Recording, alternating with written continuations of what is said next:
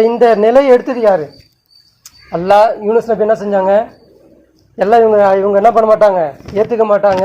நான் எவ்வளோ சொல்லி பார்த்துட்டேன், உன்னுடைய அசாபை நீ என்ன பண்ணிடு, இவங்களுக்கு இறக்கிடு அப்படின்னு சொல்லிட்டு அவங்க என்ன பண்ணாங்க, சொல்லிட்டு போயிட்டாங்க. அவங்க இந்த சமுதாயம் என்ன பண்ணுச்சு அப்படின்னா, யூனுஸ் நபியை மறுத்துக்கிட்டே இருந்தது. நீ ஒரு உண்மையான நபியா இருந்தனா நீ சொல்லக்கூடிய அந்த அத்தாட்சியை கொண்டு வா, நீ அழியும் சொல்லிக்கிட்டு இருக்கல, அந்த அத்தாட்சியை கொண்டு வா, நாங்களும் பார்க்குறோம் அப்படின்னு சொல்லிட்டு அந்த சமுதாயம் சொல்லிச்சு. அப்போ இவங்களும் என்ன பண்ணாங்க, அந்த வேதனை இப்படி தாண்டா இருக்கும்னு சொல்லிட்டும் போயிட்டாங்க. சொல்லிட்டு போனதுக்கு அப்புறம் கொஞ்ச நாள் கழிச்சு வந்து பார்க்குறாங்க, அந்த சமுதாயம் அப்படியே இருக்கு.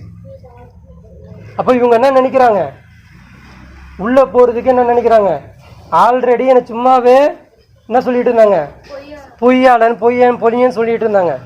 இப்போ நான் உள்ள போனேன்னா என்னை கன்ஃபார்மே பண்ணுவாங்க, நீ அல்லாஹ்வுடைய தூதர் கிடையாது அப்படின்னு சொல்லிட்டு கன்ஃபார்மே பண்ணிடுவாங்க. சொல்லிட்டு என்ன பண்றாரு, அல்லாஹ்வுடைய உத்தரவு என்ன, அந்த ஊருக்குள்ள மறுபடியும் நீங்க உள்ள போங்கன்னு தான் அல்லாஹ்வுடைய உத்தரவு. என்ன உத்தரவு, எதுக்கு? அவருக்கு அல்லாஹ் சர்ப்ரைஸ் வச்சிருந்தான்.